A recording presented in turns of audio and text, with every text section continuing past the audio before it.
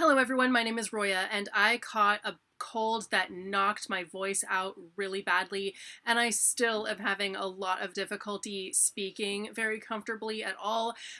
So that is why this video is late and why I'm going to go through the books really quickly. So I'm really sorry.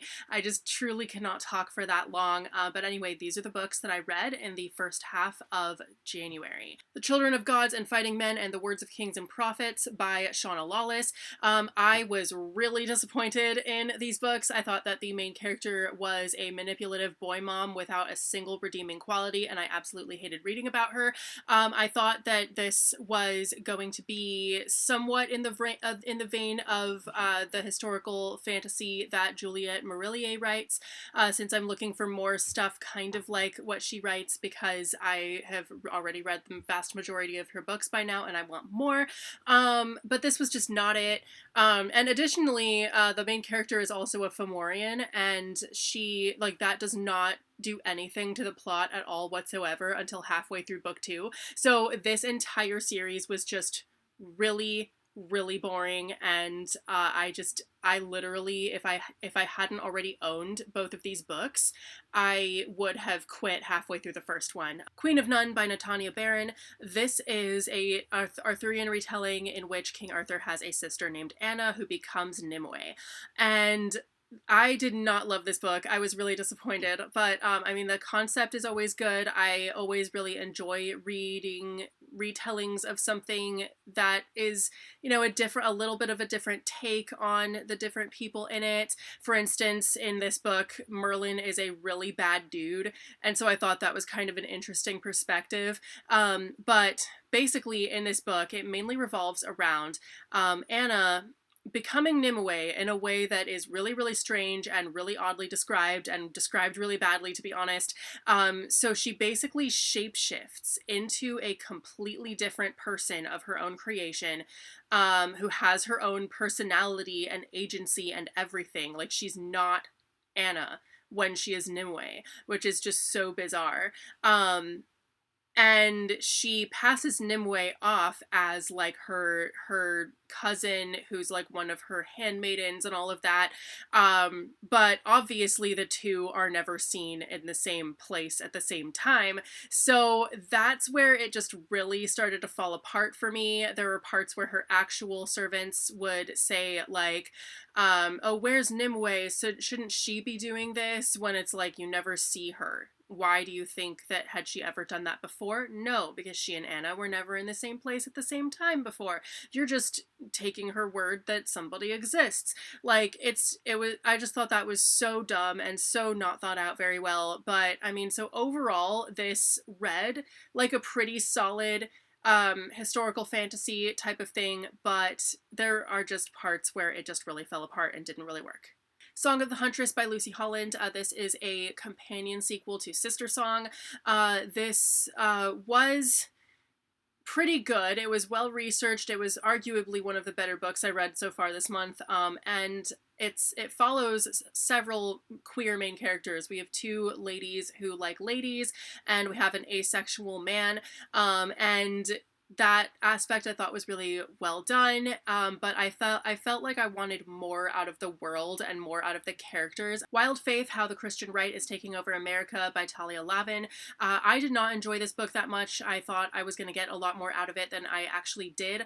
I felt like it was very it just kind of gives us a bunch of facts without any real tying them together, and ultimately wasn't really about how the Christian right is taking over America. So, for instance, it spends a good long time talking about that one daycare where, like back in the 80s, I guess it was, where people just asked children entirely the wrong questions and started thinking that there was a goat man and a hot air balloon, and the daycare got shut down. And it goes into a lot of detail into that, but never ties it to anything. The whole thing just didn't really feel like it had an actual point, except for the last couple of chapters in which it details how fundamentalist Christians are out there advocating for child abuse, and they are advocating for beating children, which really sounds horrible, and like a lot of people have literally written books about how to hurt children and how to like ambush children. Kind of brings into perspective like that's who the type of people that we're dealing with when it comes to conservative people. um they are people who think that beating children is okay, and people who were raised being hurt by people they who supposedly love them, and they can't separate the two. So I thought that like even though that was really hard to read, that was the part of the book that I thought I got the most out of. The City in Glass by Niveau. This is a really short but and very not plot-y book. It was really boring, honestly. I did not enjoy this book at all. I felt like a lot of it is just in, you know, I mean, the writing was really good. I'll give it that, but that's kind of all it was. Very little happened, and the book is really short, so it was kind of like, okay, sure. It was all right, but like I didn't feel drawn to anything in it at all.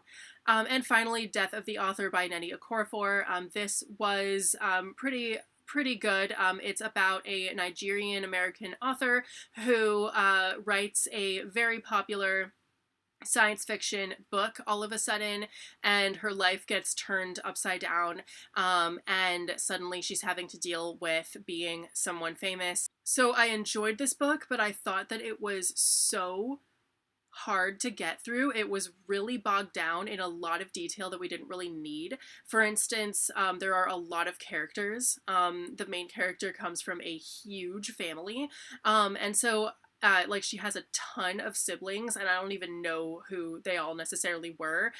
They don't even really get introduced by like, oh, her older sister or anything like that. They're kind of just introduced by name, like you're supposed to already know who they are. And I was like, who's this person? I'm so confused. And a lot of them have spouses too, and they just are kind of like said by name. They're not really introduced to the reader as like this person's spouse or anything like that either. So there's a lot of detail, like for instance the fact that her mom doesn't like her brother's cat and stuff like that. Like why was that important? It never comes up again. But ultimately I thought this was a good book. So anyway, those are my thoughts on the books that I read in the first half of January. Let me know if you have read any of these and have any thoughts on them, and I will see you very soon with a new video. Bye!